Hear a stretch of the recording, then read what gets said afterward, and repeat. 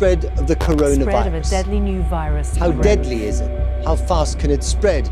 And how prepared are we? As experts fear, it could become a pandemic. It can lead to organ failure, pneumonia and death. There's no treatment, so prevention is a top priority.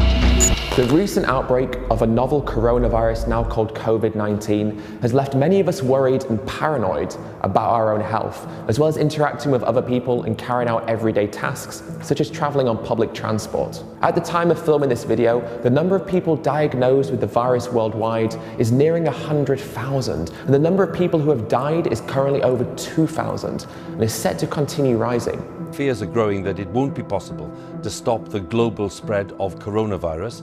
Health experts have warned that the chances of containing it are diminishing as cases appear in more countries. This means that COVID-19 has overtaken the SARS and MERS viruses in regards to the number of people killed and also infected. This video isn't about coronavirus. This is about something much worse, something that you may have never even heard of, something that experts have predicted will kill 10 million people each year by 2050. To put that into perspective, the World Health Organization has stated that cancer killed an estimated 9.6 million people in 2018. The risk is so urgent that a recent United Nations report claimed that common diseases are becoming untreatable, and the World Health Organization has described it as one of the biggest threats to global health. The risk is antibiotic resistance, a problem that occurs when bacteria adapt, gradually causing antibiotics to become less and less effective until we are left with diseases that we are unable to treat. If we can't get this under control, by 2050, not long, the worldwide total will be 10 million deaths a year. Currently, around 700,000 people around the world die due to antibiotic-resistant diseases every single year, with over 200,000 of those deaths coming from a drug-resistant tuberculosis. Yet even though the number of people being killed right now by antibiotic resistance dwarfs the number of people at risk from COVID-19, many of us have never heard about this problem. The problem is becoming so severe that issues like urinary tract infections and STDs are becoming resistant to treatment. There is even a super-resistant strain of gonorrhea, which has developed resistance to nearly all of the antibiotics used for its treatments. A world without usable antibiotics is a world where the diseases and infections that we currently regard as being trivial could become deadly. Illnesses like pneumonia could kill tens of millions of people, as could sepsis. Organ transplants would be extremely dangerous, and cancer-fighting chemotherapy will be severely affected as antibiotics are needed to fight off infection as chemotherapy destroys our white blood cells.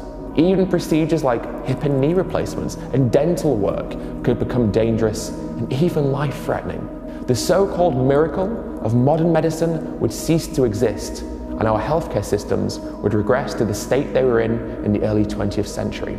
So why is this happening? Well, firstly, because doctors and medical professionals are handing out too many antibiotics, leading to calls for them only to be given out when they absolutely have to be. An even bigger and more widespread problem is related to the food that we eat. According to the FDA, in the US, 80% of all antibiotics sold are used on animal farms, and in Europe, animals consume more antibiotics than humans, meaning that the use of antibiotics in animal farming is driving the rise of resistant bacteria.